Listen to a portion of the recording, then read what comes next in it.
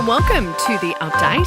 I'm Michelle Stevenson. The Treasurer has welcomed the latest wages data showing pay packets grew 4.1% for the year to June. According to the latest ABS data, Tasmania recorded the highest annual wage growth, while Victoria had the lowest and the other states were steady.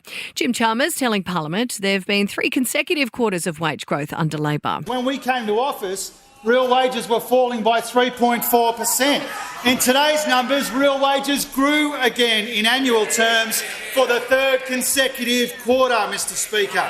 That's because decent pay is absolutely central to our cost of living agenda.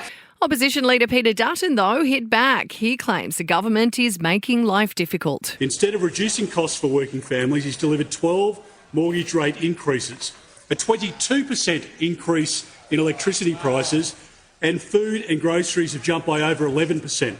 Why does this tricky Prime Minister repeatedly promise one thing and do another?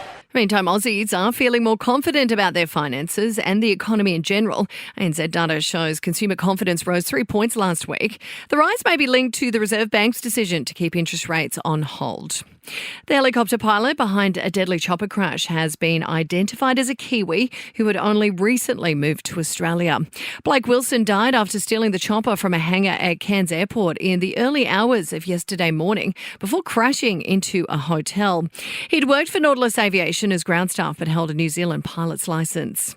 And Donald Trump has sat down for a 2-hour conversation with billionaire Elon Musk, suggesting Ukraine invasion would never have happened if he was in office. The US presidential nominee says he told Vladimir Putin not to invade Ukraine, warning there would be consequences. And again, I said to Vladimir Putin, I said, don't do it. You can't do it, Vladimir. You do it, it's going to be a bad day. You cannot do it.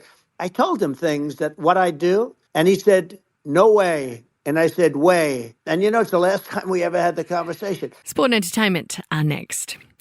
To sport, an Aussie, Alexei Popyrin, has won $1.6 million after taking out the Canadian Tennis Open. His player ranking has risen to 23rd in the world. In entertainment news now, when Post Malone thinks that it must suck to be super famous, like Beyonce and Taylor Swift.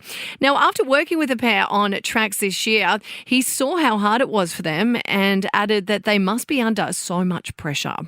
Katy Perry and Orlando Bloom have jumped from a chopper into the ocean as they continue their lavish Italian getaway.